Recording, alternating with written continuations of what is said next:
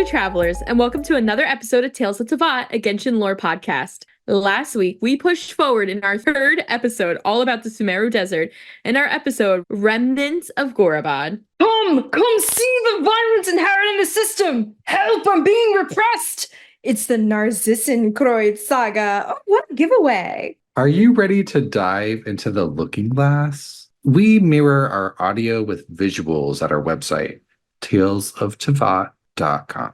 Our site also includes links to past seasons and special episodes, artist spotlights from the community for every episode, and wallpapers to download. Finally, feel free to email us at talesofteyvatpod@gmail.com. Tell us what you think of this week's episode and what topics you'd like to see in the future. So before we hop into this quest, so we're going to be talking, like Allison, about the Narzissenkreuz saga. And we say that because there's about 100 parts to this quest. Honestly, I thought that this rivaled the Aranara in length. Yes. It's the Fontaine version of the Aranara. Yeah, but they did it right this time. Yeah. Well... Tiff's like, well... Yeah, right would have meant that it was voiced. Yeah. Agreed. Yes, oh my god. Hey, Genshin, I know you have money, and if you just put skins in the game, you could fully voice act every world quest. Hoyo, I would have voiced Anne for free. Same. So just call me. We're here. Yeah, I'll do Seymour. My name is Al. I could have been Al. I could have been a duck. I could have quacked. Hoyo, hire Tales of Teyvat. We're ready. Yeah. But this was a super long quest, and similar to the Aranara, there were confusing names and long names and names that were way too similar to one another. And weird wraparounds that happen and things that tie into one another. And it is crazy. So it really comes down to 3 quests that all pile in together, which is the underwater adventures with Anne, as I'm going to call it, Mimere and her robotic dog, Seymour, and then Caterpillar. And then eventually the combining of all 3 of those, which is crazy to me. But before we jump in and go through, we're going to go through the quests in more so a chronological order. Wait, before we do that, I wanted to make a joke. Do you think even though Seymour is a robotic dog, does he Seymour butts? I think so. Oh, that tickled me pink anyway. I'm pretty sure he sees my butt, so... Anyway, He sniffs it. But does he have a good time, Snip? Anyway.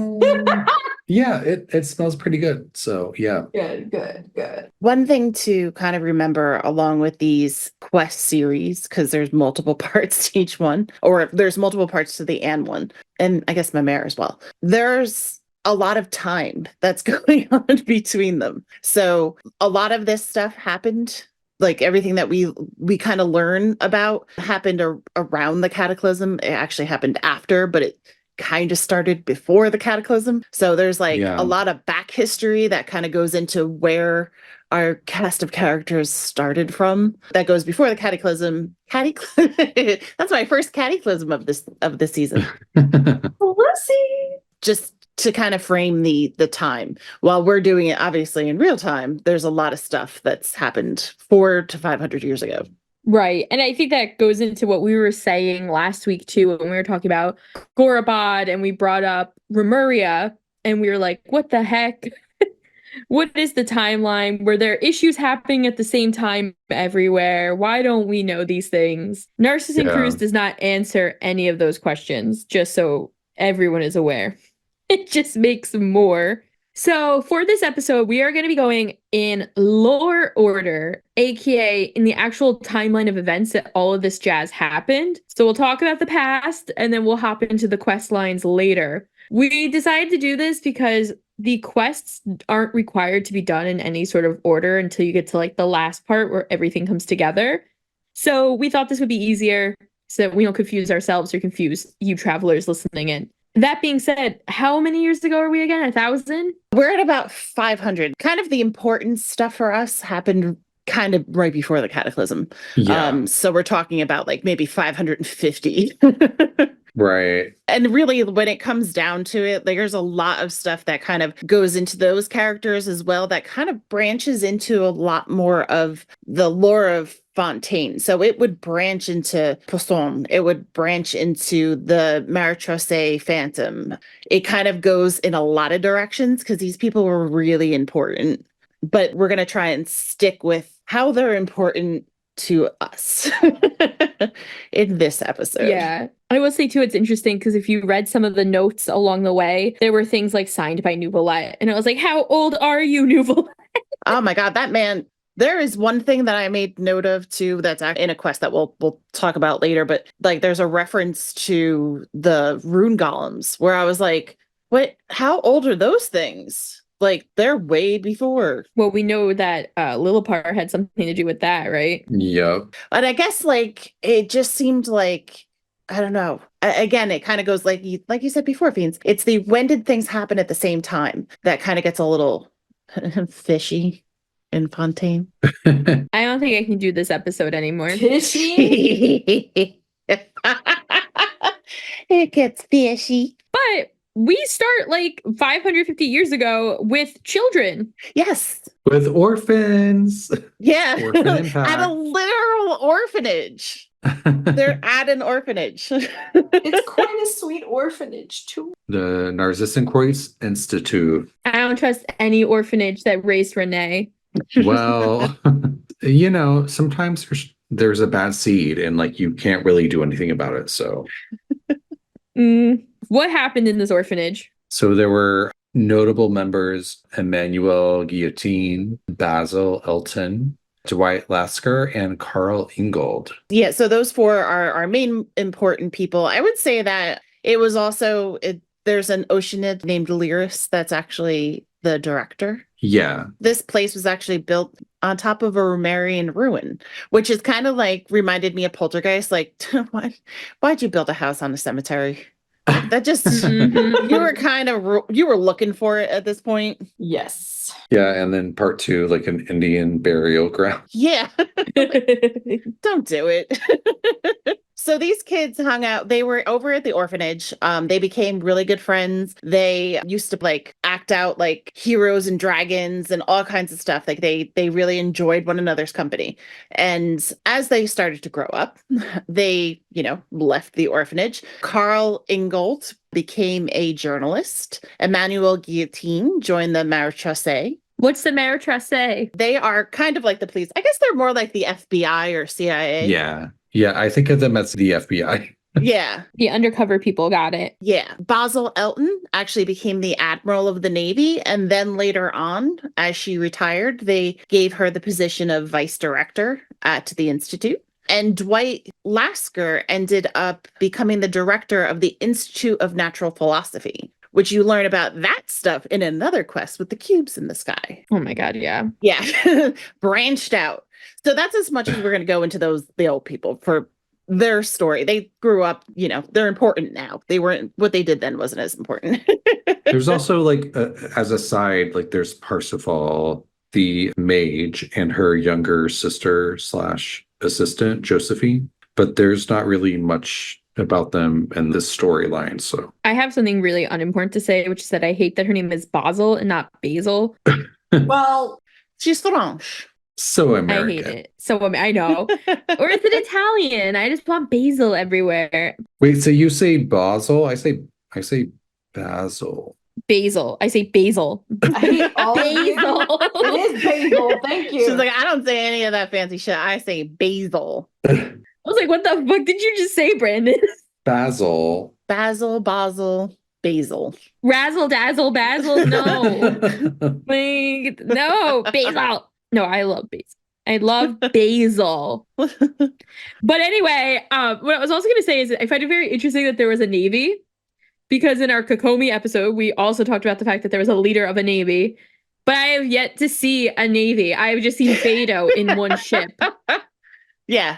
Like, Yeah, I don't know where these navies are. I mean, what else do you need? Yeah. And I guess we should I mean, I think at every beginning of every episode, when you see the title of the episode, you kind of know that there's going to be spoilers about things, but there will be certain things that we have to talk about that go into the Fontaine Archon. So this will be your one little grouping of, we are going to talk about stuff that if you're not up to date, may spoil some of that, which you wouldn't be able to do any of this quest until you did the Archon, I think, for a lot of them anyway. So, but just to put it out there, only mainly so I can make the joke that, well, we saw the one boat that Wriothesley brought up from the sea, did a whole bunch of stuff with, and then where the fuck did it go? Where is it? I get so many questions about where Did it he is. put it back down in the ocean? It's probably a new veil. It's fine.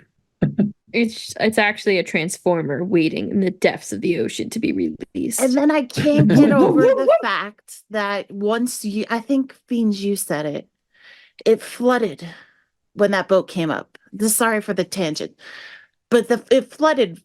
That's why the boat was necessary. But they're on the top of a mountain. It was so funny. Where did the Wait, what water? mountain? Like they're on top of like Fontaine is up high. Yeah. Oh, right. And then they flooded. You see a ginormous like waterfall to get up to Fontaine. Didn't the water spill over at that point? Like, how do you flood up a hill? Magic, Tiff. So that's my one little. That's my tangent for Magical this evening. flooding. Yeah. There's glass walls.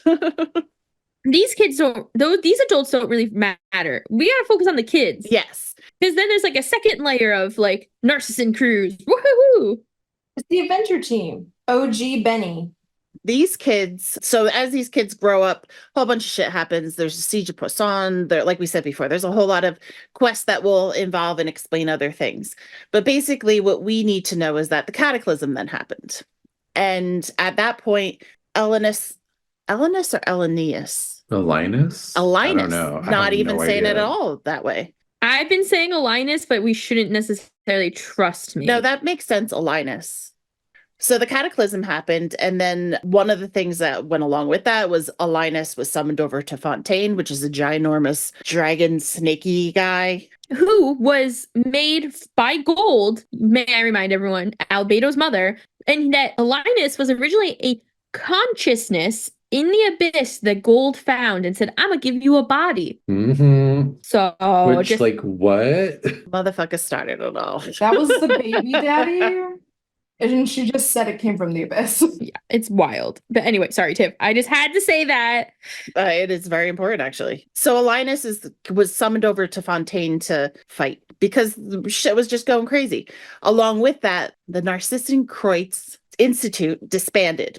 Mainly because Lyris, who was an Oceanid, left with a bunch of other Oceanids, and Egeria, the original Hydro Archon, and went over to Sumeru. We know that didn't work out too well for Egeria, but Lyris, along with what we saw happen to Rukkhadevata and Hida, is she kind of like spent a lot of energy, became like went into a childlike state. So she survived, but she wasn't doing too good. And then Basil was called back into the Navy to help fight Alinus. She died. Wow. I'll say it for you. She died. She finna fucking died. This is so reminiscent, by the way, of what was happening in Mondstadt with Durin, right as the cataclysm happened too. Yeah. You know, with Venti and Dvalin being called to fight Durin. It's very interesting that this is happening in two places. We know that Inazuma had monsters coming out. We know that the Chasm had monsters coming out, but these two places specifically just had gold-created dragons. Notice the trend. Crazy bitch. I hate her. I love it. Yeah, she is. She's nuts. She's so creative. You're so creative. You ever see that lady on TikTok when she's like, she makes fun of people who like make air quotes recipes, and they're basically like terrible, like you know, pickle stuffed hot dogs and like crazy stuff like that. Gold? It always, yeah, and she always starts with, "You're so creative." Wow. Yeah, so Basil dies. But one of the things that happened before Basil died was she had a couple kids that were over at the Institute that she really liked. And those kids, she asked Carl Ingold and Emmanuel Guillotine to adopt her favorite kids. And her favorite kids were Marianne and Elaine. They were adopted together. by Emmanuel Guillotine. So they were then kind of brother and sister. I don't think they were beforehand. There's some kind of speculation that maybe they were related. Right. Oh, because they look alike. Yeah, and they grew up together, so we'll call them siblings. Why not? Found siblings. And then Jacob and Renee, those two boys were Problems. Oh, sorry. they were. Just because they were orphans? Really? And Carl went and took those guys. They took the little scrappy guys. They also were child prodigies, extremely smart, which is probably one of the reasons why Basil really liked them. They reminded her of her childhood when she was in the institute with her buddies, because they too, like, they had playtime. They would just make up these stories about dragons and heroes and kind of play out all these, little scenarios. And that was kind of like how they passed the time. So I think Basil kind of looked at them more like, oh, this reminds me of my friends. So we do have one picture. It's a beautiful little picture that we'll mention later that we do get. So we'll put that on the site so you could have some faces to these people. It helps so much when you have a picture. When they're children. We might need to have a family tree on this one. Honestly, yeah. So these guys took the kids and they kind of went their own little ways. Emmanuel Guillotine didn't do so well. He was, again, as a reminder, in the FBI, the Maréchaussée. In the FBI, yay! Yeah. He became an alcoholic. He retired. Didn't really do too much. Damn. Yeah. Like, sorry, dude. Just didn't work out too well for him. But Carl Ingold, on the other hand, he actually went off to Sumeru and he took the boys with him. And there, because he was like, they need to see the world and do research. To see the world and do research in the library where they would never see the world. Just Well, as they get to Sumeru, Renee gets to learn all about Conrian technology. Damn it. Because why not have a bunch of prodigies, little baby prodigies, learn about abyssal power? Yeah, why not? That's what happened to Child. And that turned out so fucking good. He tries. He's trying. Yeah. I highly disagree. Wait, so who brought them to Sumeru again? That was Carl Ingold. Carl, okay. Yeah, Carl Ingold. So, and you'll see Jacob actually referred to as Jacob Ingold. Renee keeps his same last name as his father was a mayor in Poisson. R.I.P. Yeah, but you'll see Jacob always kind of referred to as Jacob Ingold. Yeah. So they went off and they're learning all about stuff in Sumeru and, getting involved with some abyssal power, looking at some golems, all that kind of stuff. And like I said, they really were prodigies. So they were like absorbing this stuff. So a lot of this, as we continue on, a lot of this happened while they were children. Scary ass orphaned children. So once they grow up a little bit, not too much because we know children have jobs in this game. I mean, Yanfei's a whole ass attorney. Sean Ling. Yeah. Put those kids to work. She owns her own restaurant. She should actually, all the orphans should look up to her and be like, oh, I want to be like her. Yeah. Just don't be Timmy. Or Rue. Oh. Rue. Not rude. Why? God. Why would you bring him up? Because Rue lives in my heart. I How love dare Rue. you.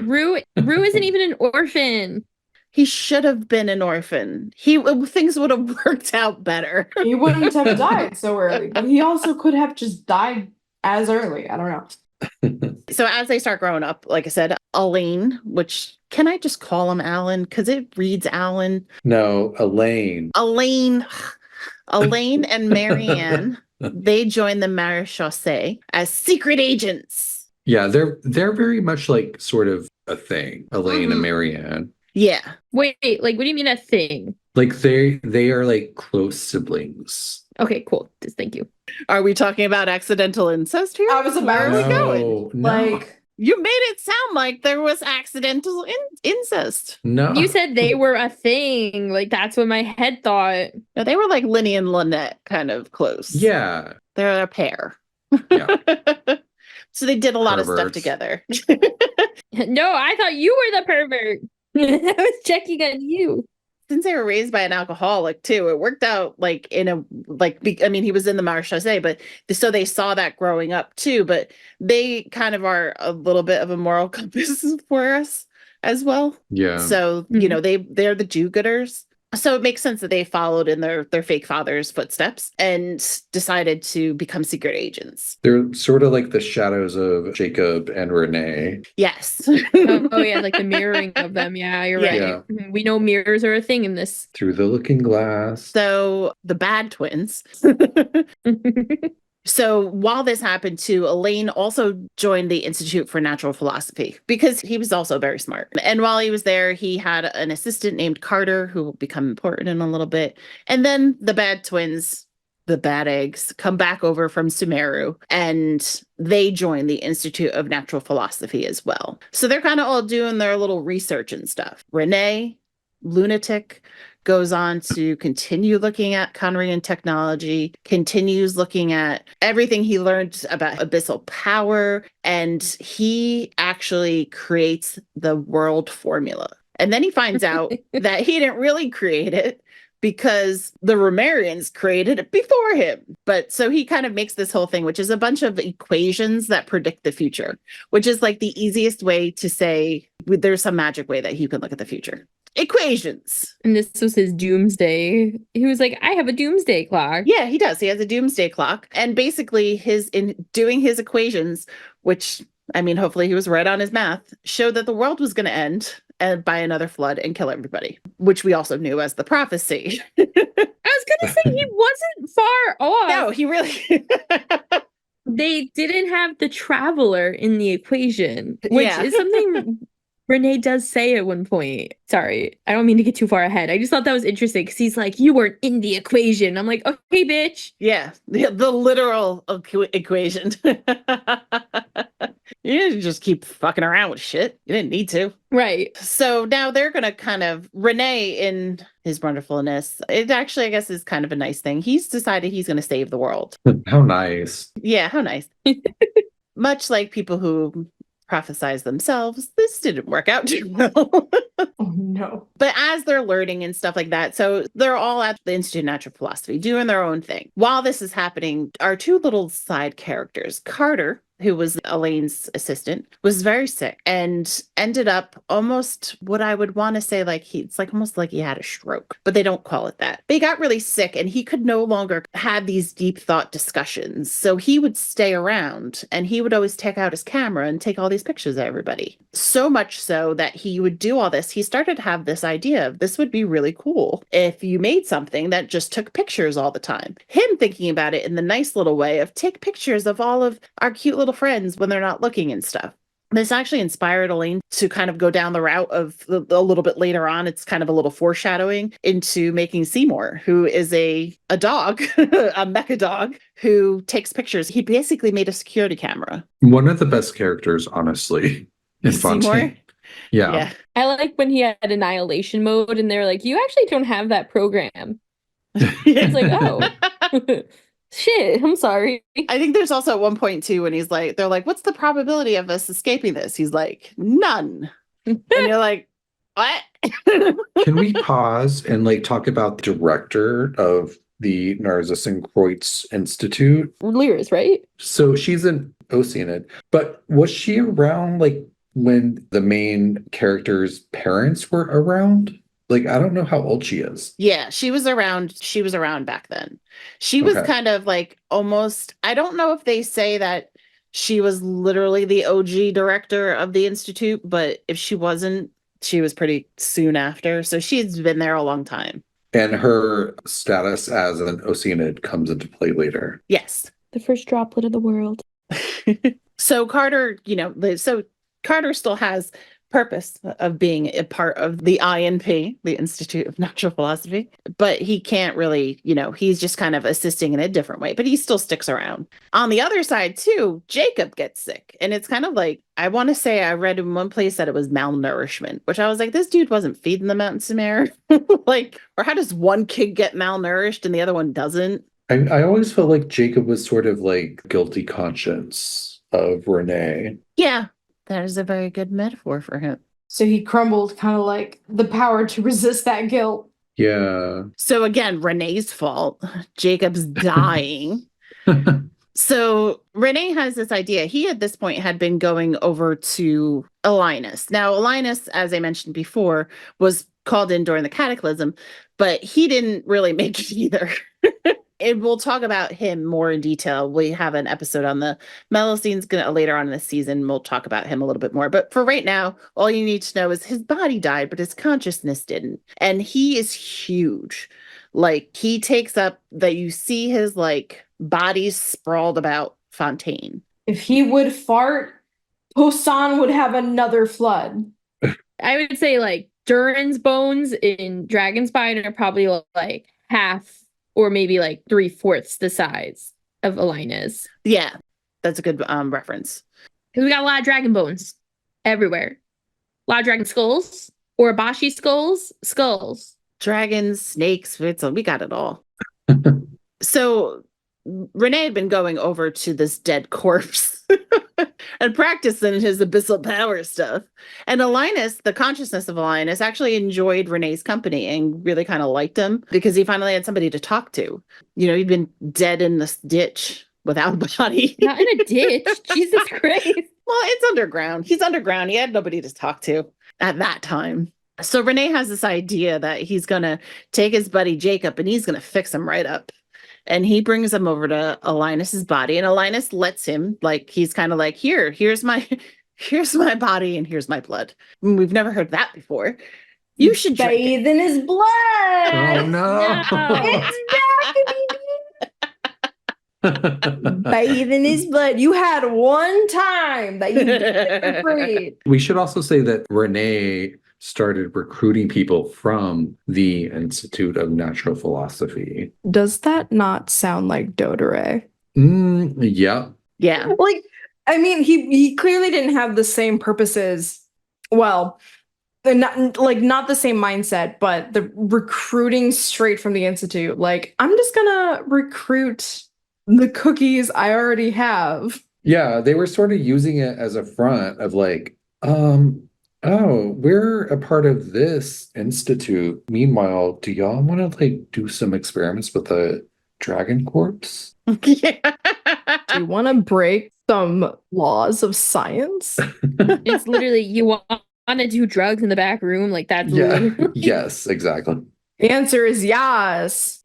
No. Yeah, and this is actually, that's where the Ordo, so the Narzissenkreuz Ordo comes out of that. Mhm. And that becomes their little secret Like a society. secret society, yeah. So while Renee's going to try and fix up Jacob and has him digest Bathing in blood. it doesn't work too much, but it does. So he gets a lot of power and gets a lot of energy back, but he becomes an iniquitous Baptist. And I want to say bastard for some reason. Because he is. But the name, like, that was like, what's that Tarantino film? Inglorious Bastard. Yes, that one. So every time I keep saying it, I'm like, inquisitus what? Also, where did he get the name Baptist from? This is not the South. Who the fuck knows? I don't know. Like, maybe we could link it to bishops, but not really. So another guy that you can go fight over in Sumeru, the iniquitous Baptist. So he becomes that, and he's able to transform into this very scary purple creature. But he doesn't always have to stay in that form. He does seem to have the ability to go back and forth, which is something that we see a little bit later on, as well as a kind of a good little trick that people have. So when we fight that boss in Sumeru, is that Jacob? I was just going to say the same thing. Am I I believe so. fighting Jacob? What the fuck? Oh my god. Because like a lot of times you see it referred to as the iniquitous Baptist. Mhm. But like sometimes I don't know if it was me reading it as a or an iniquitous Baptist, which would mean it's like one of the many. From what I understand, he's the same. That's him. But I could be very wrong.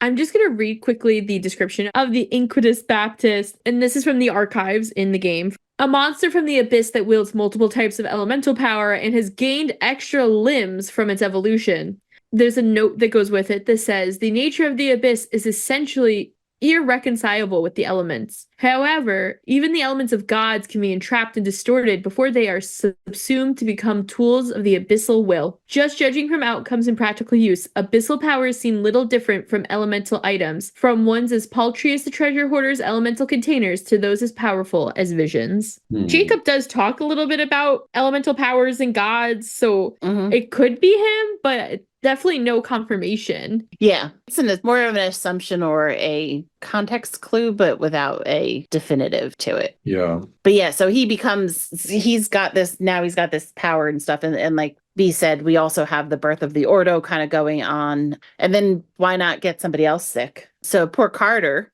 with his whatever strokey thing that he had, he starts to get worse. And Jacob and Renee are like, haha, we know how to fix you. We got this whole thing. Come with us to a lioness and we will fix you. And this one definitely doesn't go the way they planned.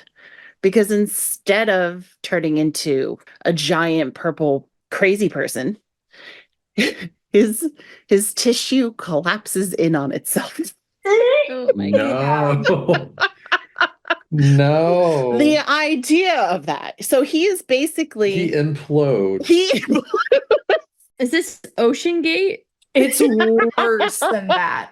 You remember what's the very French? Is it fondue or like whatever? Where if you like even breathe too loud, Souffle. it collapse. Souffle. He's a souffle, and he just No. down into himself. I like how the reference that Al has is also French. Yeah. It's very French. This is why I don't mess with the French, man. Like, I don't get it. You're gonna souffle you. You're gonna souffle I'm a your ass. souffle. I don't want to be flambéed in a souffle. Oh, no. Honestly, because I hate love it the here. No. I'm going to talk about a lot of references. If you didn't know it in the beginning, my opening line is a reference to Monty Python. Oh. Just going to say, there's a lot of interesting references in this entire like thread of quests. And it's not just with souffles. There's a lot of IRL. You know, I mean, we see that all the time in Genshin too, and it's some of the the fun little side pieces to actually important things as well. Like when you're on the side of Mondstadt, there is a kid who's trying to get a sword out of a stone. His name is Arthur. It's fantastic. Very poignant that he's not in this quest line at all. I'm still waiting for Rumpelstiltskin. Oh, don't worry, that's gonna happen. I feel it in my bones.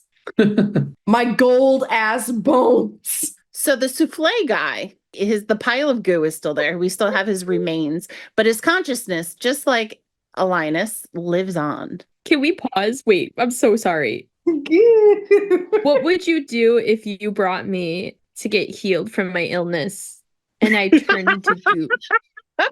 You turned into what? Into goo. Oh. Goo, souffle, whatever.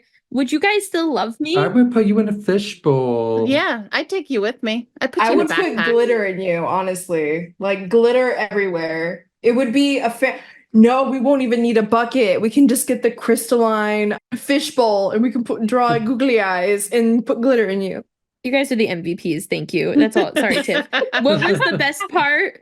So his consciousness lives on and his collapsed body, and he keeps talking because he's still a thing. And Renee gets tired of it and tries to cut the vocal cords of the souffle guy to get him to stop talking. But guess what? They grew back. Just like channeling Dottore. It really is. Oh my God. Is Renee Dottore? He's like, shut the fuck up so much that I'm going to cut your dead body's vocal cords. Oh my God. Wait a minute. Dottore, Renee. We figured it out, guys. Renee Dottore. So while this is all happening and they're, souffleing people, Elaine is like, I am done with you guys. Like, you are fucked up. Get me out of here.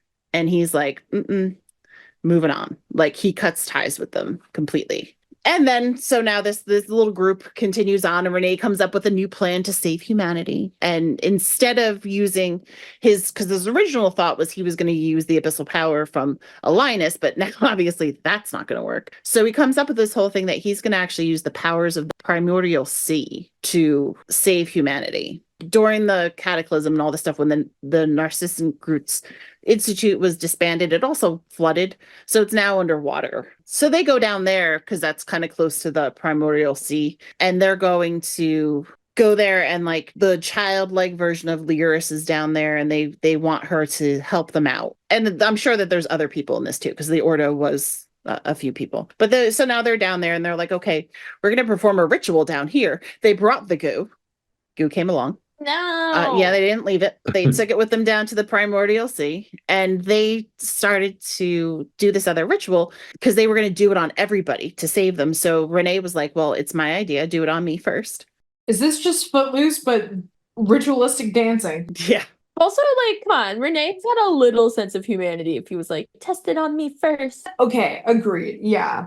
For him to be like, okay, I'll be the first to, dip my toe in this like abyssal acid. He's kind of, I think he also was kind of like, you have to be worthy to get the good result. Like Jacob was worthy and Carter wasn't. So he's pretending to be Arthur. Like, I'll pull the sword out of the stone. Yeah, I think he's like, I'm smart enough for clearly this. I am worthy. Yeah.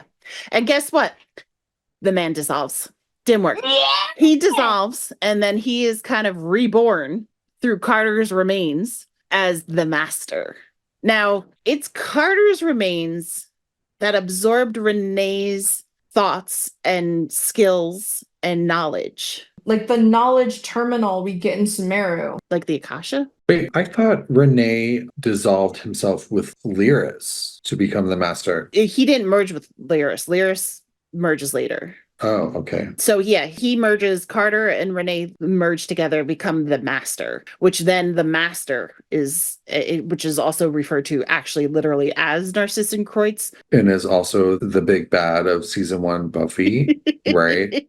Yeah. Isn't that also a big bad in Doctor Who? Yes. Yes, it is. And isn't the master like the master hand? What about the master of puppets? Yeah. Master. God, why is everyone using master? It's bait. They using it as bait. Yeah. Yeah. I also just want to say too that the entire time I was doing this quest, I have like physical handwritten notes because I was writing it all down in a little notebook, and I was like, everything is like gold ? Is this gold ? Is it really gold? I know they said it's a he, but is it gold ? Because Albedo also calls gold master. It's more of an honorific rather than it seems like this entity is now just, instead of Renee or Carter or whoever the fuck, I am master. Yeah. Yeah, but this was before I knew all that. Child calls what's her face master too, right? True. And for a while I was convinced the skirk was gold.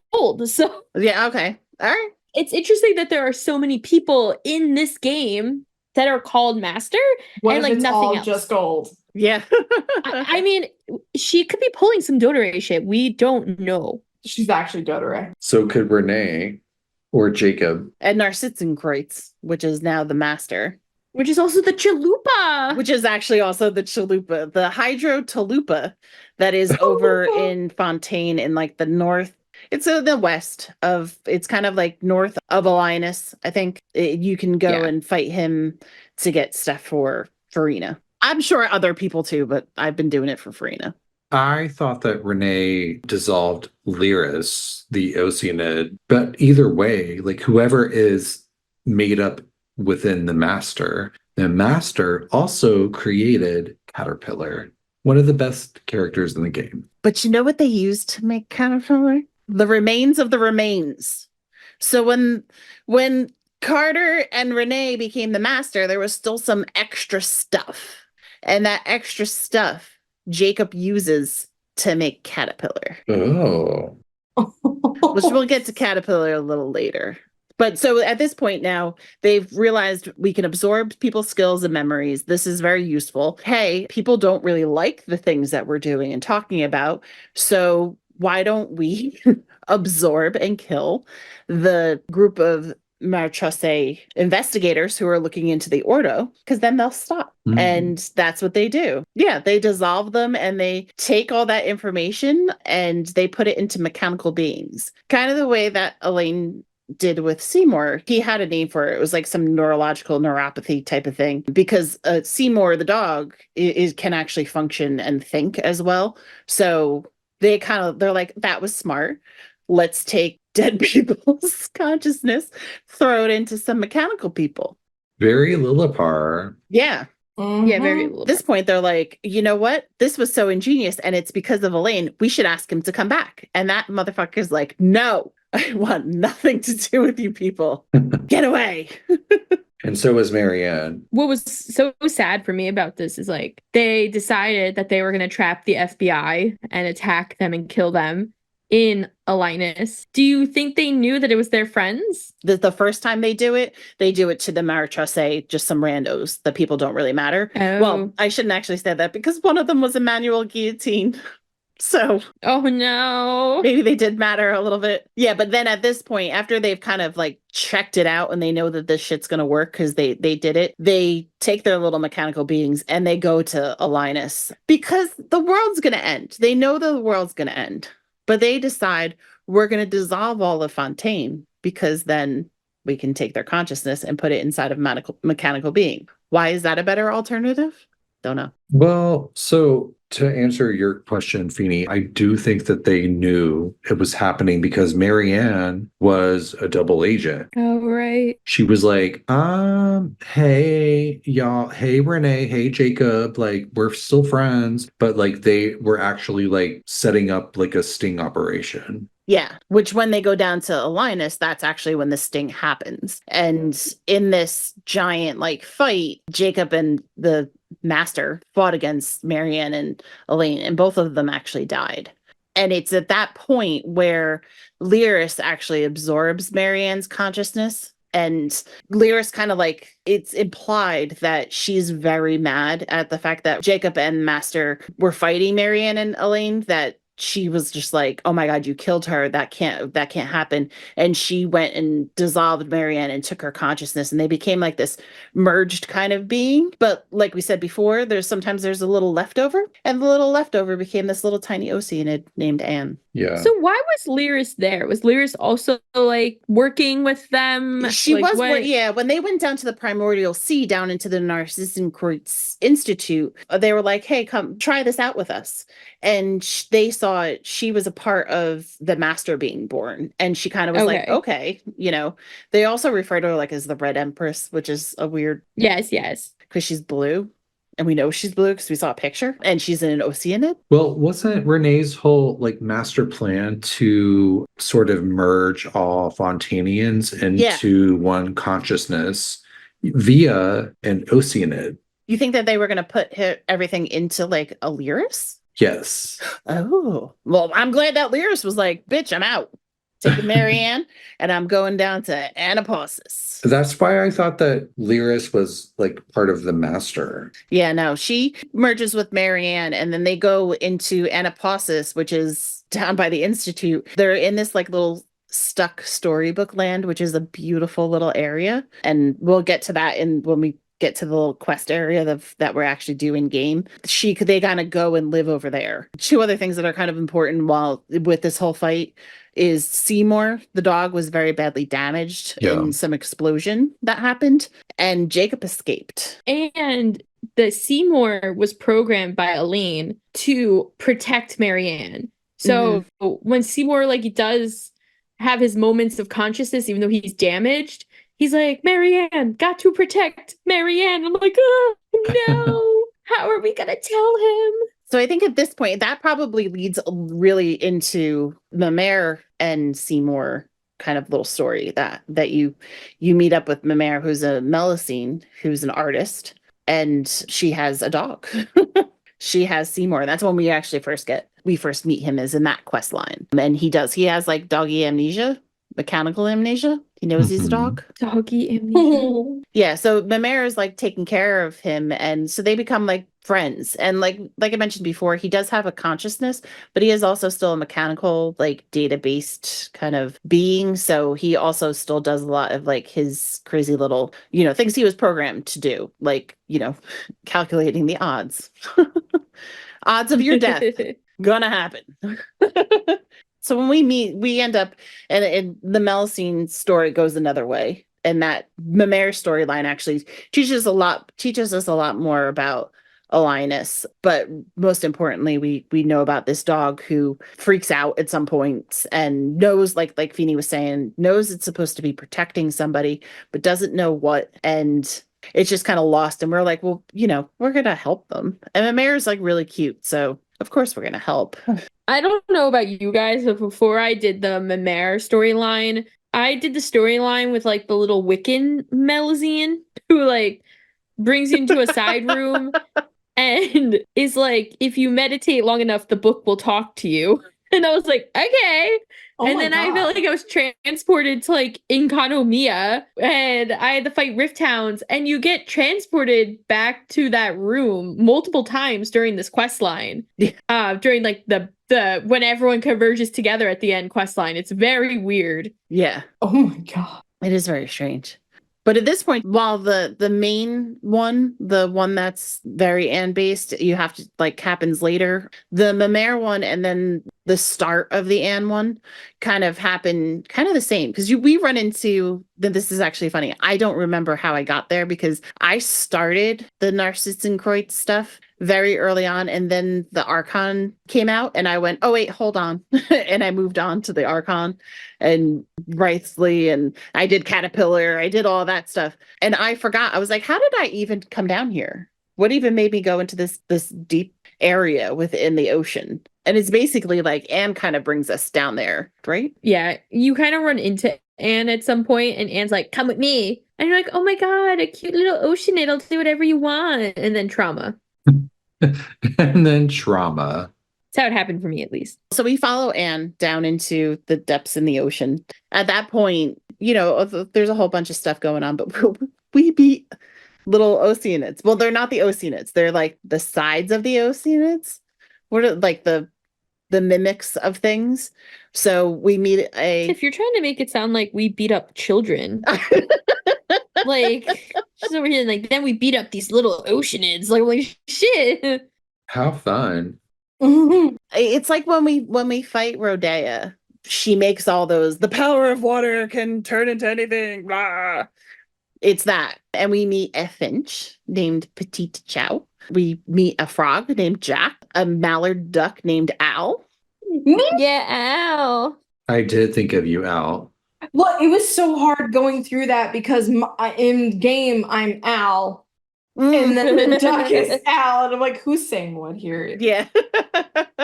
Also, so funny, but before we did, like, all of us had done the storyline, we did get an email from a fan that was like, I wanted to share this with Al, and it was a picture of Al in the game. I look handsome in blue. Yeah, you do. You're a very cute duck. Yee. And then there was we end up meeting a squirrel named Colonel Kate. She'll fuck you up. Yeah, and they call themselves the Narzissenkreuz Adventure Team. But Kate's like, no, I have my own people. I'm part of Kate's Resistance Front. Like, okay. It's like, sure. Work. And we find out that they are trying to save the Princess Lyris from a dragon called Narcissus. So there's a lot of names here. These things all get a little bit confusing, and they will make a little bit more sense later. But before they make sense, there's going to be a hydro boar that comes out and barks at you. It's a boar, and it's barking at you. And we're kind of like, you're a boar, not a dog. And they're like, no, he's a dog. And that's clearly a boar. And Al, the duck, says, your purpose defines your essence. And it's like, oh. I'm like, okay, but that's a boar. That's a boar, and he's barking. No, it's a dog. Hello. They also mention, Kate mentions how there were others that tried to go to the top of the castle to get Lyris, and they didn't make it. And we keep going, but what happened to them? And she goes, don't ask about them. And it's very funny. She's just like, I went and I came back by myself. And they're like, other people? Don't. And she literally says, don't ask me about them. But they do talk about another one of their friends called Nay, who was not shown, but it's actually, we learn, has already died before this, trying to get Lyris and get past the dragon and Narcissus. So now we're invested into this. We got to get to the top of this. We got to find Lyris. We don't know about anybody else named Lyris. We don't know anything that these little guys all sound from, their names are a little familiar. So do you think that the dragon is Renee? Oh yeah. Yes. The dragon is the master. Renee is Nay, the one who's dead. Because remember, Right. Renee died. Kate is Carter. Maury is Seymour. Al the duck is Elaine. Jack is Jacob. And Petite Chow, which is the Finch, is Marianne. So they all represent these other characters. At the time, we have no idea about this. And it starts to unravel itself as we continue on the quest. But we start figuring it out and start learning that these little characters are actually, they're representing these children in this story. And if you remember what I said before, they liked playing games of the heroes and the dragons. So it kind of makes sense. This little story is going on. They think they need to go save somebody. And Anne knows that Anne doesn't remember. Like, Anne doesn't know that she was a byproduct of a merge. She just knows that her friends are trying to save a princess in a castle, and they need to go up there and go save her. And it makes so much sense because all of this kind of like developed when they were so young. It's why like they make references to like Jack throws a Monty Python joke in there. There's a whole thing with Alice in Wonderland with the Jabberwock Holy Sword. Like there's so much, one, a little bit of pop culture, but two, storybook wise, there's a lot of influence of that. And it makes so much sense knowing that they're so young at the start of this, or like in the culmination of these ideas. Yeah, they're doing like a fairy tale thing. And because they were children, it's almost like all this stuff happened. They still were fairly young when they died. Like, you know, when they're merging into goo and dying and in Alionus, like they're still pretty young. So it's almost like they have like this trauma, like split personality thing going on. But their consciousness is kind of retelling the story. Mood. Honestly, traumatized by you saying merging into goo. So Yeah, imagine actually seeing it. no. But then imagine picking up the rest of the goo and saying, Brendan, No, imagine stop. picking up this pile of Jello and going, No, "This was Amanda's foot." yeah. I'm quitting the podcast. One, how do we know it's your foot? And also, I don't like that because that puts into question weird water foot pics. Sounds great to me. No. Amanda. Oh. If y'all didn't want to see me crawl around the floor as a cat, let me know if you want money for my feet pics. Oh goodness. So we try and go up into this tower and we can't get up there. Like there's just no way to do it. Even little floaty ass Paimon can't get up there. And then So many questions. we're like, go try and fly up there. And she's like, well, what the hell am I going to do when I get up there by myself? I can't carry any of you up here. All these little individual guys, these little water creatures all merge together to create like a bubble to lift us up. So we actually end up going up to the top of the castle and quote unquote, the top of the castle to continue on the mission. This is now Anne's like, we've never gotten this far. I don't know what's going to happen. Because she's seen it all so many times before. That's why she was looking for help, because she was like, we keep doing the same thing. As we get up there, you know, a whole bunch of stuff's going on. You get stuck into, you swear you're stuck back into Sumeru with Nahida because you keep repeating you're on a Groundhog's Day. Yes. You just keep going. Why am I repeating this line? Yeah, I've done this again. What am I doing? And along with that, you get into a place you like talk to a book and you end up in this beautiful like room. You're like, oh, this is pretty. What's this giant clock?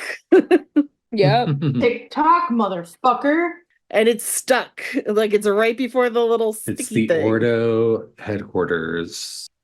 You're very late for a very special, important date, man. Yeah, it's called the Doomsday Clock clicking away. It's like the chasm all over again. So now you're trying to like figure shit out because you're like, okay, you're there now with Caterpillar, who we'll get into a little bit later, but we've already met Caterpillar, presumably, I guess, at this point. Or you're kind of like, who the fuck is this kid? This is so funny because I did Caterpillar last. So when I got there with Caterpillar, I'd already talked to Seymour, I'd already talked to Anne.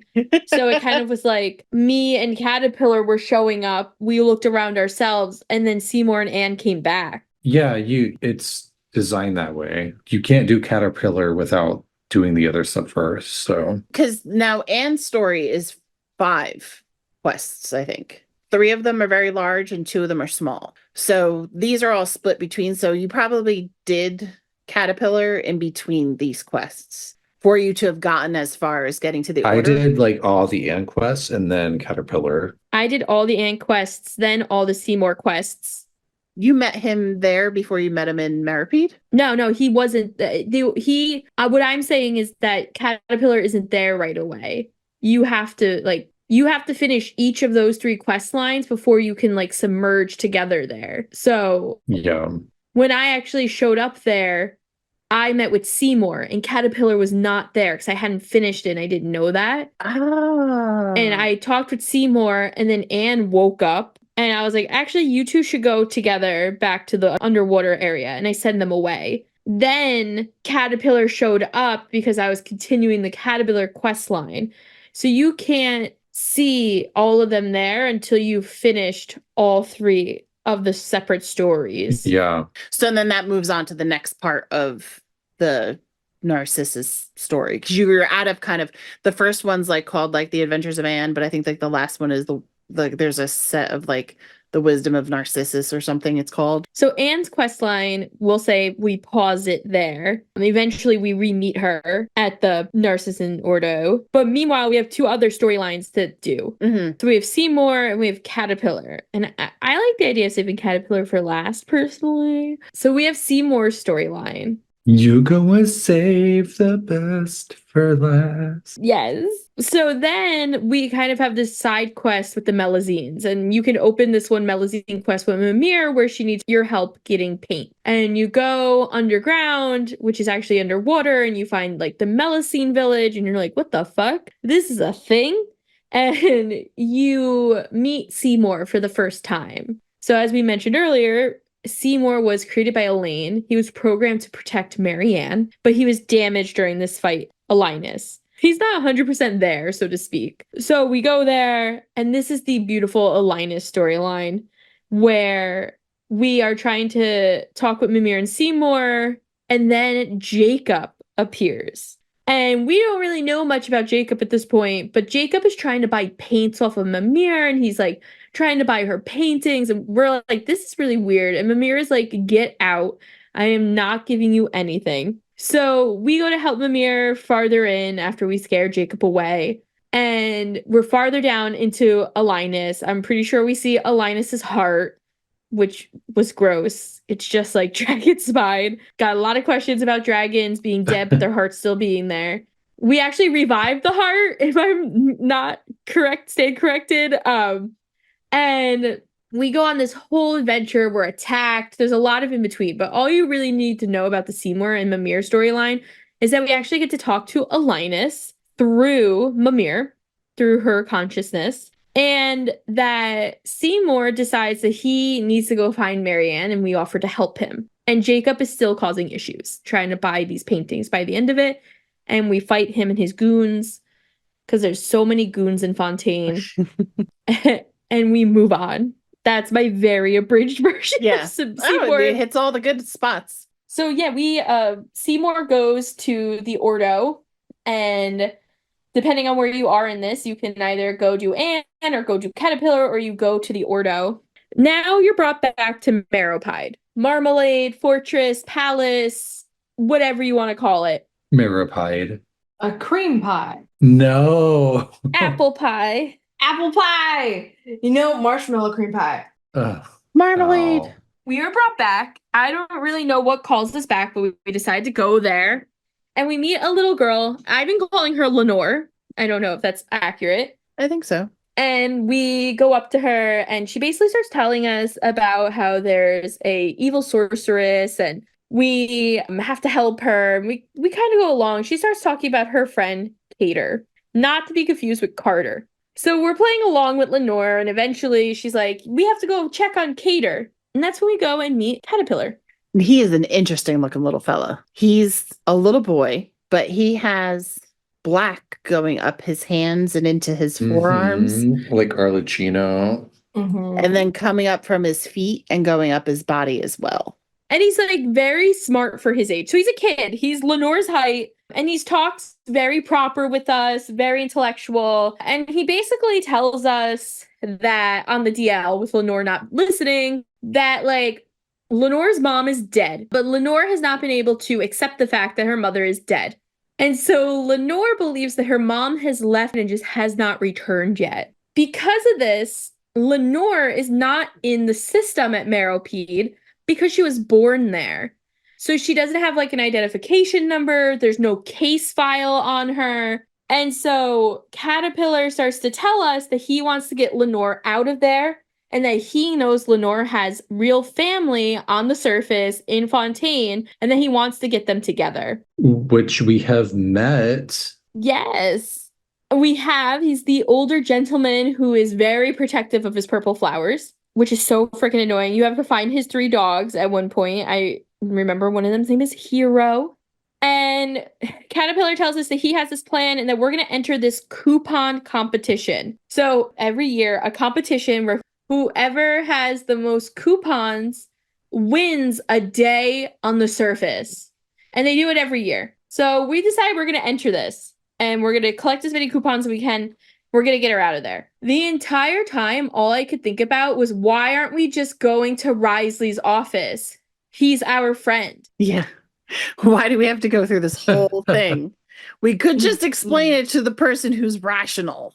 Who runs the place, But yeah. isn't this sort of separate from the whole Archon line? You could have started this before you do Risley's story, but you had to do the first part of the Archon before you could meet Lenore. Right. But we know Risley. We know regardless Risley, of yeah. Archon, like, we know Well, him and he's he busy. likes us. And He's working on a boat. he owes That me will a save- favor. That will save exactly 5 people. Exactly 5. It saved no one because no one died. No one turned to ash in the flood like expected. I mean, yeah, because of the boat. Your disappointment that there was no death. As per usual. Risley could have helped us. Risley owes us a favor. And honestly, I think if we had pointed it out to Risley and been like, this girl shouldn't be here, he would have been like, oh yeah, you're right. But no. We decided to go along with Caterpillar's idea. And all we know about Caterpillar at this point is that he's a kid. So we're listening to a kid. We're like, all right, sounds legit. And every day for a few days, you go out and you do quests to find coupons. But every time when you come back, there's always something sus going on. So like one day you come back and the guards want to talk to you guys and they're like asking Caterpillar all these questions and you realize that Caterpillar's records of why he's in jail to begin with are gone. Like they have no record of why he's there and Caterpillar really can't tell you why he's there. He's like, it's been too long. I've been here for forever. I deserve to be here. I'm a monster and it's all my master's fault. And you're kind of like, you're 12. What do you mean you've been here for forever? What do you mean you can't remember? That's when things start to get a little weird. You're like, okay, there's definitely something going on with Caterpillar. And you keep going out. The next day, you find out he's kind of friends with a guard. And then you run into one of the other competitors in the coupon contest who basically also says, Caterpillar's a monster. I don't know why you'd want to partner with him. And we're kind of like, what is going on? Meanwhile, every night when you guys go to bed, Caterpillar tells beautiful, beautiful stories to Lenore. Like these beautiful stories about Not to me. No, I think we just overhear them. I don't think we're meant to be receiving those he stories. may have literally been telling you, B. Well, I hope just so, Brandon. because I really feel connected with Caterpillar. So, thank you, Jeff. He's 5. Oh, he's not 5. He's like 5 badillion. I mean, true, but Well, he's probably more like 500. I think Caterpillar and Albedo could possibly be the same age. I think he's 500. He's 500. He's probably a little less than 500, isn't he? Because he created after the Cataclysm? No, I think he was created right before, right? His original illness is 500 years old. Look that we meet him in is newer, but it's probably 400 years ago. All I know is that he was created by the Master. So whenever the Master was created, it's after that. Yeah, it's probably like 400, but he does have he has another story to him that we learn. It makes him a little bit older. Just to get back into Meropede, we end up going out, trying to win this competition. There's a guard that's really out to get us and really out specifically to get Caterpillar. Well, we do have a guard that's also our friend. Somehow or another, we end up winning this coupon contest. We end up with 2 million coupons. And Caterpillar's like, I know a lot of people. I pulled a lot of strings. And we're kind of like, you're scary. So we get our day on the surface. They bring us to the surface. And then the good guard is like, all right, now's your chance. Get out of here. Because he wants to help Caterpillar get Lenore home. Well, the ass hat guard appears and is like, I knew what you were going to do. Mer, mer, mer. And so he attacks us. And Caterpillar's like, don't worry, I'll help you. And we turn and there's like one of those Sumeru desert hilly trolls next to us. And we're like, what? Like, And dun, it's dun, dun. Caterpillar. And it's Caterpillar. Yes, that is our friend Cater. We're like, Cater, what happened? We don't defeat the guard. We end up getting brought to jail, which also like total bullshit, Risley. Again, you are seeing us being admitted back into your prison. And you're not like, that's weird. They're literally the heroes of everywhere. Whatever. I thought we were friends.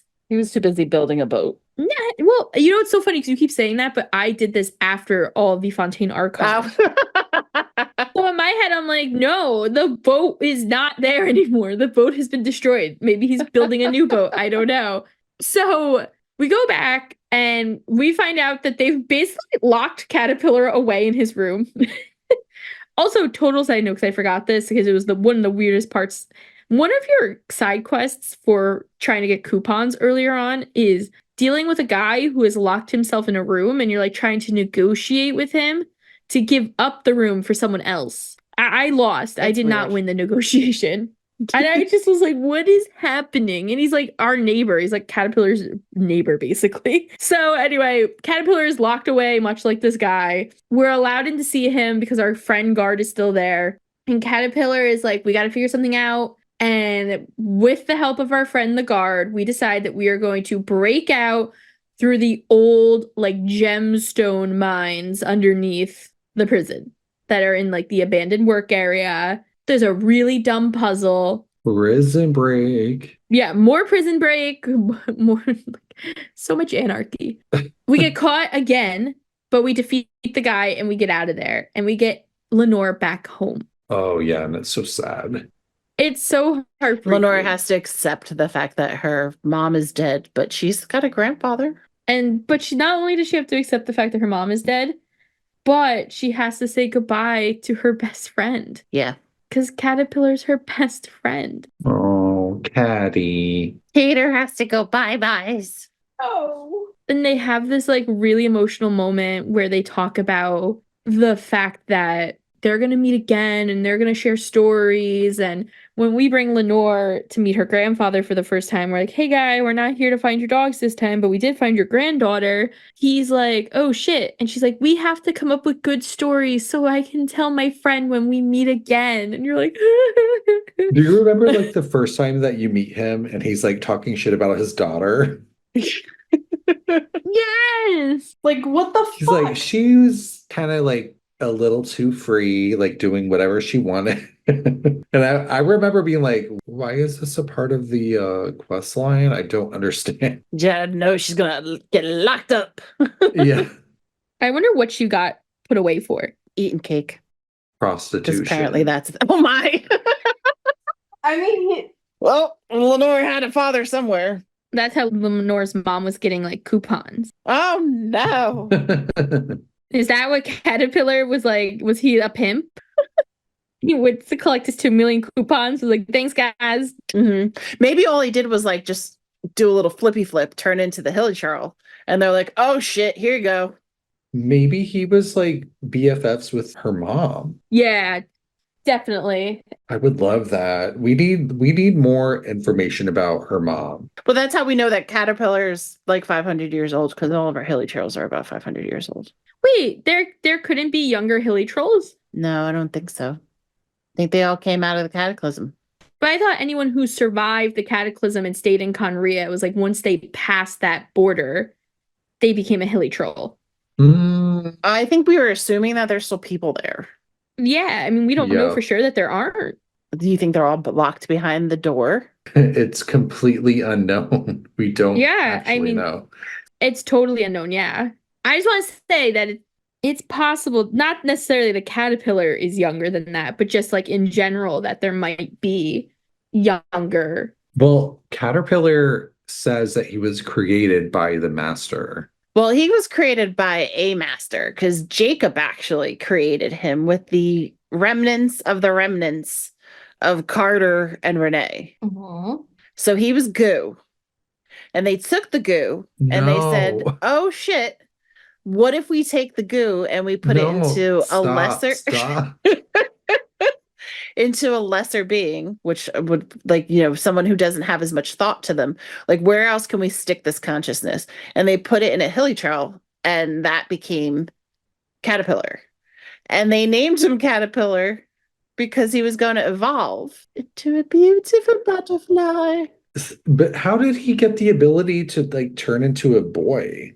I don't think they actually say, but I kind of go on the side of like Jacob can just randomly turn back into the bastard, the Baptist, yeah. the Baptist. It seems like he evolved enough to be able to make himself be able to do it, or like it was something that was given to with the change.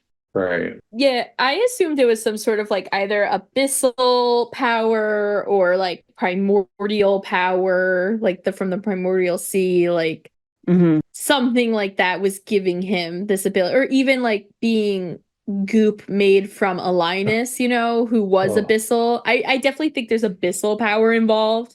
Because think of Enjo. Enju can change into a human form too. That's true. Yeah. The thing that was once called.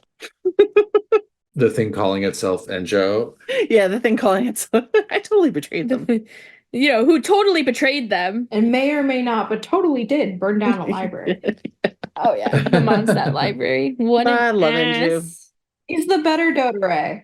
So we have to say goodbye to Cater at this point, depending on where you're at, depending on which way you did it. But you kind of have a little goodbye with him as well, because you're like, you're free now too. And then, oh, okay, now I'm going to go meet him again over at the Ordo. Yeah, because we're like, we want to know more about you. And he's like, honestly, same. I can't remember jack shit. Him and Anne have the same problem because Anne doesn't remember anything. Cater doesn't own anything. And so Caterpillar is like, I think the place that could really help jog my memory would be the Ordo. And we're like, oh, we know where that is. Come with us. And he's like, oh, shit, great. Yeah, I'll follow you. And we lead him down there.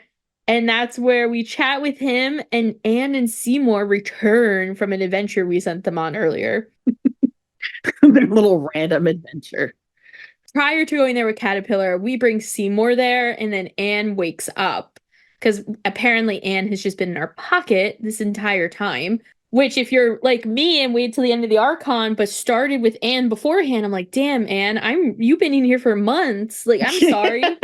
She's dusty. So Anne wakes up and is like, what's going on? And we introduce to Seymour, and they realize that they're both looking for a Marianne. Mm-hmm. So we're like, all right, well, we remember looking for Marianne back in the sea area. And Anne is like, you're right. And we send the two of them out to investigate where we had been with Anne. Meanwhile, we then come back to meet up with Caterpillar. And while talking to Caterpillar, we run into Ann and Seymour, who have returned from this journey, and they have found nothing. They also start putting it together a little bit that the story of all of the hydro animal folks was a story. Anne doesn't realize this, but Caterpillar is starting to put this together of like, so what's the next thing you needed to do? Like he starts coming up on the uptick a little bit faster than anybody else because he's old. And like he's kind of like looking at us like, maybe we need to go find what that next thing would be, which Anne's like, oh, we need to find the blade of Narcissus. So like, we need to find this blade. So we go back down to the Institute, and that's where, again, you start doing things over and over and over again. Like you're in that festival, and you finally do get this. You get a sword. You first get one that's wooden, and then you actually get an actual sword. And it's kind of all unraveling itself. And then you get to this point where you're in the Institute where you see like an opening to, you're in this gray kind of old abandoned place. And then there's like a mirrored wall that brings you to this beautiful area that's got a cottage and gardens, and it's looks like a little storybook. Not a mirrored wall. It is, yeah, well, I guess it's not a mirror, it's a glass wall. No, Brandon, it just means because there's a lot of mirror Oh. analogy. And because he painted over a mirrored wall this week. Yeah. So many mirrors. So we end up going over there because now we're in this area and we see a Marianne. And we're like, wait, Anne's with us. Seymour's not with us. So we're like, is this your Marianne? Is that Marianne the same Marianne? And this Marianne goes and makes us some tea and tea cakes and stuff. And Paimon goes to eat it, and because this is water, and asks her, "Are you on some kind of like sugar-free diet?" And she gets a little mad at us because we start kind of putting it together that the story with the Hydro little guys was a story. Kind of like there's at one point, it's one of my favorite things too. She says, like, if you already knew this, like, why did you have to, like, why think of Anne? Why are you saying this out loud? Like, she's just like, leave it as it is. Don't try and figure it out. Meanwhile, Anne's like, I need to know my life. So, but as though all those things kind of converge and you get to the part that kind of brings us all back to the Ordo, is probably the point, I'm going to assume, you can tell me if I'm mistaken, is when Jacob shows up in the Ordo. We go back there and there's some dude sitting in a chair. And we're like, who's sitting in here? And it's Jacob, not as the Baptist. Once we start we kind of go back to the story at this point. Like, so we've met all of the side people. We know that Caterpillar's figured out, he remembers who he was. He's been reading on these books within the Ordo, and just kind of things are coming back to him. Anne still doesn't really know what's going on. She doesn't remember much of her past and is still trying to figure those things out. Meanwhile, we're still like, well, what the fuck is this doomsday clock? And how do we stop it? Is it going to actually happen? And we meet Jacob. It just shows up at Ordo and is kind of like, what are you guys doing? And again, because things, you didn't have to do them in an order, Jacob makes mention of the prophecy. Now, I did this after I did the Archon. So Traveler has a little side thing where she thinks to herself and goes, oh shit, he hasn't been outside in a while. Yeah, so I was thinking that you had to do the Archon before this part. Is Jacob like, does he get like squashed by the clock or something? Am I remembering that correctly? Yes, Jacob does get squashed by the clock. Yeah. So at this point, that's where we learn from Jacob, like, we get to see the picture. And now that, like, as Jacob's like lying on the ground, he says, now it's time for our master. No, for Renee to return. Mm-hmm. And that's when Renee returns. And then all of a sudden, we are transported into the land of the primordial sea with all the little glitteries, the glittery water. And we fight, which I thought I could, like, it was a giant chalupa, and I couldn't figure out how. I was like, I am here as Traveler, as Hydro Traveler, trying to fight a Hydro chalupa. And I'm like, this isn't gonna work. A Hydro chalupa. Hydro chalupa.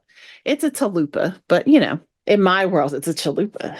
So, like, you know, we then were able to, they do some little magic stuffs where you're able to defeat him, and then he turns into one of those little round Oceanid guys, which have a name that just totally went out of my head. The Hydro Balls. Yeah, the Hydro Balls with the giant eye. I just remember them because there's a couple of the legendary enemy shits, and god fucking damn it, are they hard to kill. Even Raiden couldn't do it in like 5 hits. I'm like, shit. We descend into the primordial sea and we discover Narzissenkreuz. We fight him. He thought that he could free everybody from this impending disaster. He was still stuck in the past. He still thought this was going to have to happen. So, you know, it ends up being that, you know, he realized that there was a flaw in his equations, which we said early on, and kind of like has this like discussion, almost like he becomes this, like the ball Hydro Ball, which I still can't think of the name, and I cannot find it for whatever reason. So maybe they don't even have a name and I'm just making that up. So Jacob died, right? Yeah, when he got smushed. When the clock fell on him. He did Yeah. get smushed, right? Yeah. That wasn't a fever dream. Okay. No. No, he gets smushed. We go down into the primordial sea. We meet Narzissenkreuz, which is at the time the chalupa, and then turns into the hydro ball. But we find out that is technically Renee as the master. Right. And we defeat him, and he kind of goes, "Oh shit, I was wrong." Like, it's almost kind of like, "Wait, excuse me?" And he's like, "Oh my God, I was wrong." Like, Oh shit, I was wrong. Huh. yeah. My bad. There goes that. He thought that his kind of mistake goes into, I guess it was with defeating like the all-devouring narwhal. That's when that comes into play too. He's somewhere in here. So he didn't like take that into account into his equations. He thought that fighting the narwhal was going to bring on the apocalypse, but it didn't. And then Anne kind of like goes, "It's all right, dude. Everybody makes mistakes. Why don't you come back with us?" She's so forgiving, so quick. And it's like, what? It happened so quick Yeah. that I was kind of like, I'm not really sure.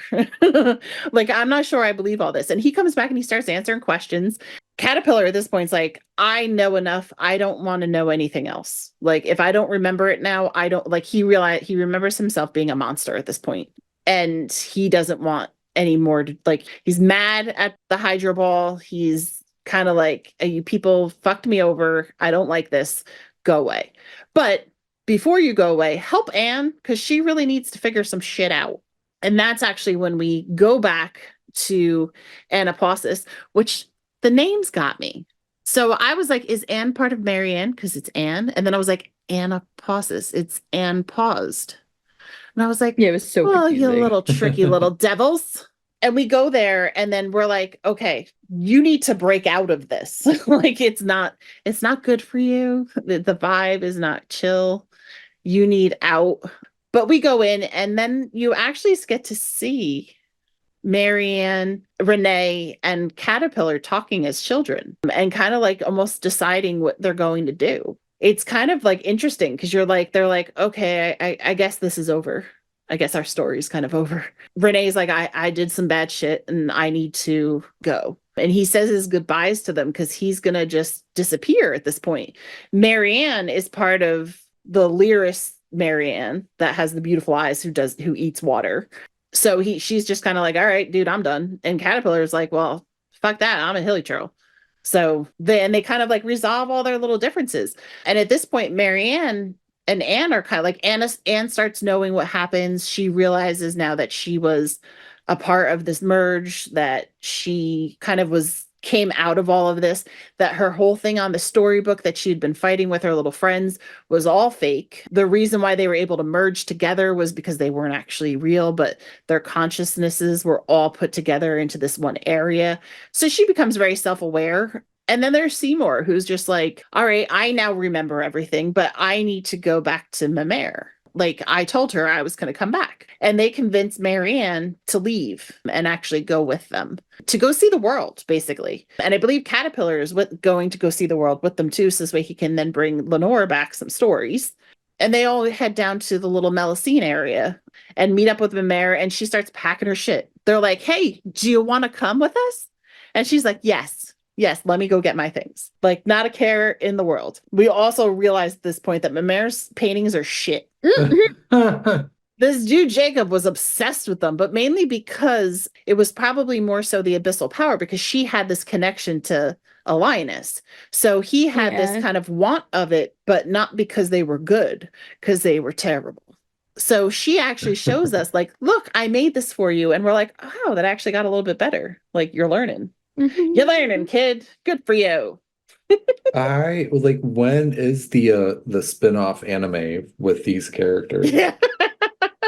It was like a lot. They could do so much. And you learn all that backstory stuff that we talked about first. You learn it during all of these quests in a lot of different ways. But then you also learn it in the artifacts, in the inscriptions, and all the different pieces. And you kind of have to really work it all together. And it becomes one of those things where you're like, okay, I'm going to learn about Renee. And then you learn about 5 other people at the same time. So it's very spread out. And there are, like I mentioned before, we're going to talk about it later in the season. We'll get back to the Linus part, But Marachese, Phantom, there's a whole story that you learn a little bit more of that, I think, in Nouvelette's story quest. Yeah. So like Fontaine is very connected to one another. Like I know that we're all getting ready for Natlan to then be the next big place, and kind of the Archon's kind of done, but I really kind of hope that they do another big quest thing in here to kind of tie them a little bit more together. Like it seems like in the past they were so distant, like they were so connected to one another, and then you obviously have to figure that out. And it's a cool part of the overall story. But I really hope they do bring us back to it and kind of delve back into where these connections are and all that kind of Yeah. stuff. We also didn't mention one of the best things that happens in one of these quests. I believe I think we asked the master. We ask where babies come from. Yeah, we asked a few people. We asked Caterpillar about oceanid reproductions very specifically. And I was like, Caterpillar, did you miss the whole talk about the fountain? He's like, you're supposed to go wish on a fountain. Don't you know that? Yeah. We just randomly asked about how oceanids give birth. Wait, what did they say? Oh, Caterpillar said something really poetic and insightful about like what was the first drop of water in Teyvat, and I'm like, what? The water. See. Yeah, basically, yeah. He has no straightforward answer. He's, if there's one thing about Caterpillar is that he talks in rhymes and poetry. And like, you're like, all right, I kind of think I get what you say. And then he says the next sentence and you're like, oh, no, lost me. And it's as it goes, he gets more poetic and stuff too. Like it's almost like as he starts remembering, he evolves a bit. Probably remembering like being with the Ordo too and like observing them. He also has this really interesting analogy about like a fish in a bowl and how like the fish asked for his help. And he was like, nah, you're a fish, stay there. And then he came back one day and the fish was gone. I was like, oh, the fish got help, but how? I was like, what? I didn't know if it was like a real story or if it was truly just an analogy. But I did want to say just something quickly about the holy, I want to call it the holy liar. But the blade, the Narcissen's blade, what I thought was really interesting about that was that it was more poetry because we need to find the soul and the heart and the blah, blah, blah to put it back together. But it looks just like the swords that the twins hold in the opening cutscene of the game. Oh, shit. What? It's not the sword that they hold, but it's similar. It looks like it could have been like a third sword in the group. I'd have to get it side by side. I did not pick up on that. This sword, because it's a 4-star weapon, it has I can never say this. How long have we been in Fontaine? Pneumonia and Oasis. Oh, yeah. The yellow and blue shit. The energies. Yeah, the energies. The vibes. Oh, that's interesting. That was like the first thing I thought. I was like, oh my god, this looks just like the sword that... I was like, do you feel at home, Lumion? You have your sword back, kind of. It looks similar enough. Did anyone else feel like Renee got off way too easy? Oh, shit, yeah. Oh, yeah. I mean, I know he dissolved and he's dead, but I mean, he didn't have a fucking ceiling fall on him like Jacob, at least. Yeah. And that was his bestie. And he started it all. Yeah. Something I realized after the Vache storyline is that no one other than Vache has gotten enough of a comeuppance. Because Vache, that was great. Learning that the person he killed all these people for, spoilers alert, I'm so sorry, spoilers. You don't need a spoiler alert. Like, we already covered it in a different episode. True, but in case this is like your first episode and like, you haven't gone through Fontaine. But the fact that the person he killed all these people for hates him for doing so. And like that to me felt like a far more justified ending. While Renee and Jacob, I don't want to say it's anticlimactic to a certain degree, but it was. Yeah. It was. We got to fight Renee, which was great, but yeah. Well, I think that it also reminds you of the way that justice is looked at in Fontaine. The whole reason that the Spina exists is because they wanted to do justice their own way because they didn't want to go through the court system. And so because there is this very legal right court system that has very specific rules and reasonings, I think the people of Fontaine are a little more laissez-faire about law, which you would expect the opposite, but it's because they don't want to go through all that. They don't want the oratrice to make a decision. They don't want to see people arguing. They just, I think, are a little more low-key when it comes to personal issues like that, because they would rather not deal with the court. Mob justice. Mob justice. It is mob justice, and that's what we talk about, like, with Navia, right? Like, I think we talked about with the Shade Chamber when we did our collab with them. Well, a lot of it is like when you go through the oratrice and you go through the courts, it's bureaucracy. It's going to justice at a snail's pace. And what the Spina della Russa does is you get justice within this timeline, this decade. Because when you look at even Navia's father and him finally being, pardoned after his death and after, it's come out that no, he didn't kill this person, and the person responsible is now arrested and like we've they, instead of like taking years and like, well, we're gonna figure it the fuck out so that you can at least be alive when you have justice. Now, I will say I'm not sure if the oratrice even existed back in their time. I'm not sure, but I think for someone like Caterpillar, who has lived amongst the people, someone like Jacob, I know Jacob dies, but Jacob, who has lived amongst the people, that for them, it's kind of like, oh, well, we know the vibe. Also, for all of these people, their consciousnesses have lived for so long. And I think that they all kind of have a similar understanding of like the torture that can cause. Like, we've been around for 400 to 500 years, and to a point, they're like, that's suffering enough for Renee. And I agree. I wish that more had happened with Renee. I wish someone had like at least yelled at him instead of being like, nah, you're cool. But it's just interesting. Marianne.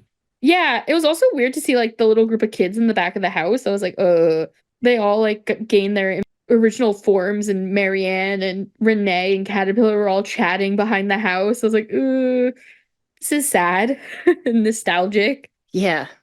Like that had a nice ending to it, like a nice conclusion, I guess. Like, I want to see the adventures of Mimere, Seymour, and Caterpillar. Yeah, like just to see what the hell they were doing, travel in the world. Maybe they'll bring us to Atlan, who knows? But like for Renee, it's himself. Yeah, maybe it is just ingrained in the Fontaine people to accept justice, and he's like, all right, I'm done. Like, I'm caught. He now also knows we lived. We made it past this death date. Your equation was wrong, so he accepted his fate in that case. But there was so much that we had to do to get to that point. I at least wanted a little bit of resistance from him. Yeah, just a little bit. But I guess that kind of, you can kind of almost say that in any way, like, and even, just to bring it even back, the guards back over in the Kokomi episode, when we were talking about all the Watatsumi army, where they're like, I don't want to just give in to the rest of Inazuma. Like, our friends died. We did all this fight. Why do we have to just give in? And I almost feel like that's kind of where I'm at with the end of this story, was I did so much to get here. Why do I have to just give in and give up and it's done? Yeah, no, you're right. Like, there was a lot to get there. But, every story has to have an ending, and Caterpillar came out of it. So, he may have been the remnants of remnants, but we won. We got Caterpillar. Mm-hmm. Yay! So I do think that that's all the time we have today for Narzissenkreuz. Because they take up a lot of our time anyway. But I do think it's time to check our mail from Kirara. This week we do have several questions from travelers. So just a reminder to travelers that you can write into us on Instagram, Tales of Teyvat Pod, Twitter, Tales of Teyvat, or you can email us at Tales of Teyvat Pod to let us know what questions or thoughts and theories you have. So our first question comes from Elliot on Instagram, and they asked, what are your guys' thoughts on the Arlecchino animated short video? Like how she became the knave. Also, I know in the video we didn't see her or the former knave have visions, at least from what I saw, but they were both using elemental attacks. Do you think this is just artistic design, or do you think they have a different explanation? So this is referencing, for anyone who didn't see it, the Ember something video that they released. It's an anime video very similar to what they've done for Honkai, and it shows how Arlecchino ended up in the House of Hearth, kind of. Like, it shows her life in the house under the old knave and her becoming the new knave. Yeah. It just solidified that she's a dollar bean, a lesbian. We love it. Let's go lesbians. But also, holy shit, she can nuke the fuck out of somebody. Let's just say that. Mm. I'm excited to wail. It is the song Burning in the Embers is the name of the animated short. It'll be up on our site as well. I'll link it from there. But I fucking loved it.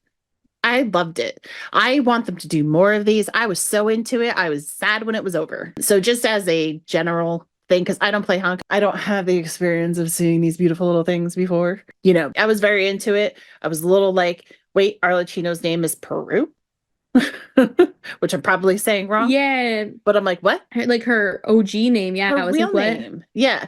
God forbid anybody doesn't have 3,000 names. So Yeah. And you know what's funny is I never thought of that with like Ajax, because like child is child Tartaglia Ajax. So that's her Ajax. yeah, I didn't even put it all together like that.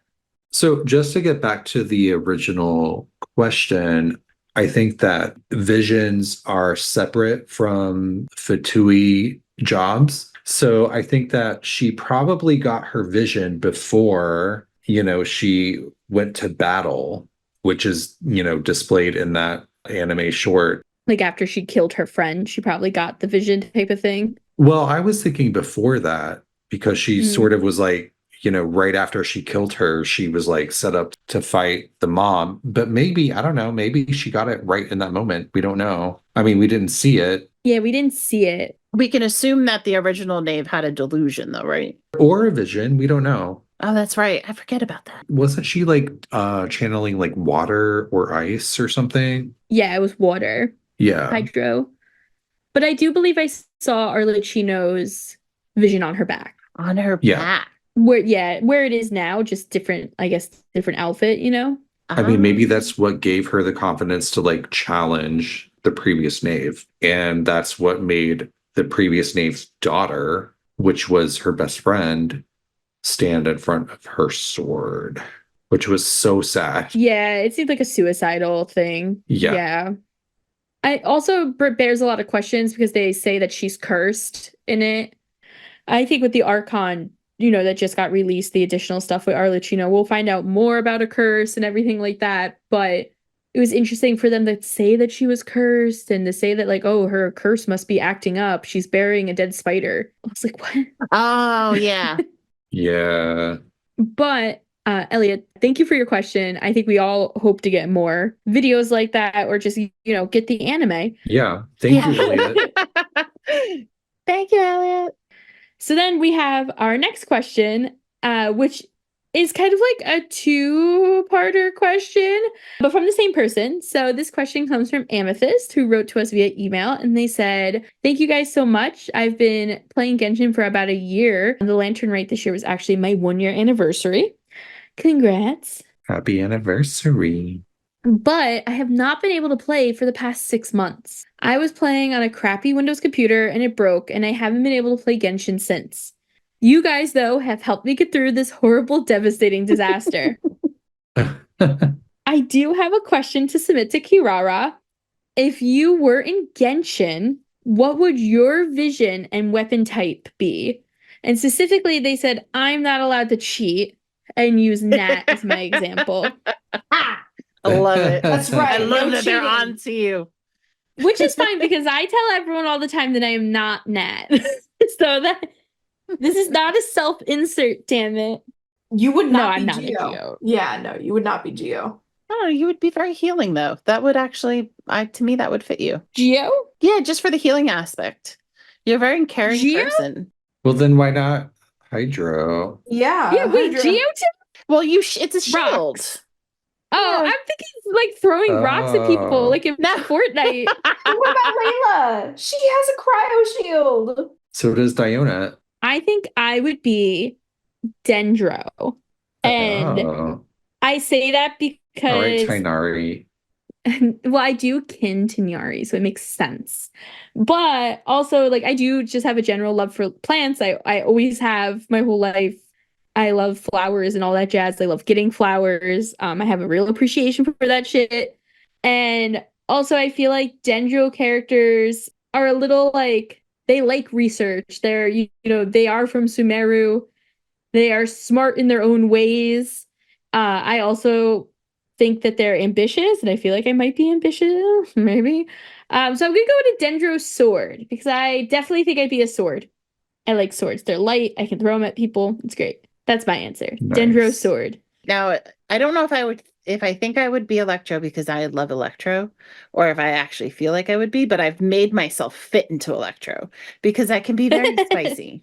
I can be and very quick on a turn. Like I feel like a lot of Electro characters have a very quick switch, and I got one of those. And I love purple, so it all works there. But I also think I would be a catalyst. Yeah, I think I would be a catalyst. And my first reason for that was because I was like, I am not strong enough to be wielding around a giant ass claymore and all that kind of stuff. So I need something that I could just be a little flouncy with. And then I was like, you know what? No, I just like doing little flouncy things. Like I like going boop-boop-a-doo. So I would have like some really cool spin and like finger flick and nonsense that would go along with it. People would hate me in Spiral Abyss, but I would love it. Be very showy. I love that. I can't wait to see the dance moves that you come up with, Tim. Yeah. I expect to see them. Yeah. IRL. So, as much as I would love to be Animo, I think I'm a Geo, and I'm gonna go with Catalyst. Ooh, a Geocatalyst. Ningguang. You always come back to Ningguang. I can't help it. I'm just such a lesbian. And you're such a royal lesbian too. Like you are. Didn't like two of us give Brandon Ningguang when we were casting each other? That is so funny, Brandon, that you made yourself Ningguang seasons later. Like Oh no. you're consistent. I just love Beto that much. Did you come from a fishing village? Basically a small town in Oklahoma, so yeah. If fishing was instead cattle. River fishing. Ah, Fishing. yeah. Got it. Note to self, Brandon is Ningguang. Confirmed. I've never seen Brandon and Ningguang in the same room. That's very true. I mean, we know. Look, we know I'm pyro as fuck, man. I am pyro, if not a little bit. 100%. Yeah, if not a bit of Geo, just because I am chaos incarnate. But I think I would be either a sword user or I don't want to say claymore, but I do because I am. I would have a halberd. Yes, No. I love it. I would, yeah, I would be.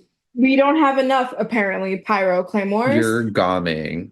Yes! Oh my fucking god. Yes.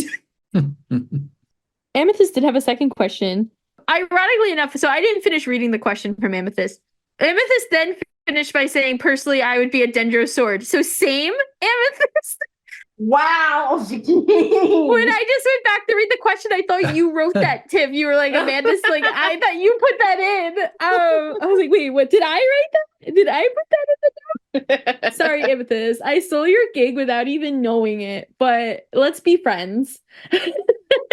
So then Amethyst asked a really interesting question, which the answer is yes, but they asked me if they have permission to write their Genshin OC in the same universe as mine. Ooh. And then offered to share characters and plot details, which, please share. And I'll make sure to email you back either before or after this episode releases too. So we'll get in touch with you. I'd love to read your writing.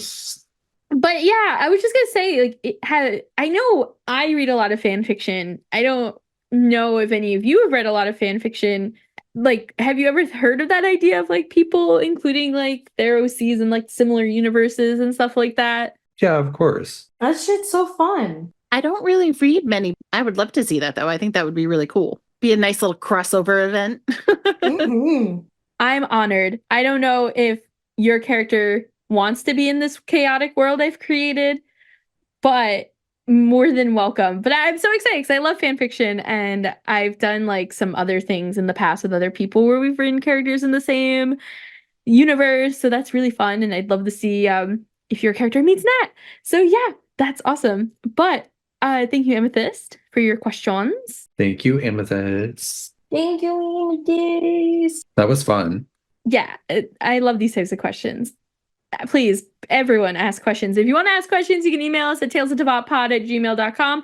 You can message us on Instagram, talesoftevatpod, or you can message us on Twitter, talesoftevat. Next week, we are going to be talking all about Dua Lipa. Just kidding. We're going to be talking about Dada Upa Gorge, which we call Dua Lipa Gorge because we're really not sure how to say it, and you want to Dua Lipa across the gorge. Dwapa? Dadawapa? Dwapadusa? We'll have to ask our hilly troll friends over at the Shade Chamber how they pronounce it. Yeah. Yeah, because we're going to be talking a lot about hilly trolls next week. So be prepared. Until then, safe journeys, travelers. We'll see you next time.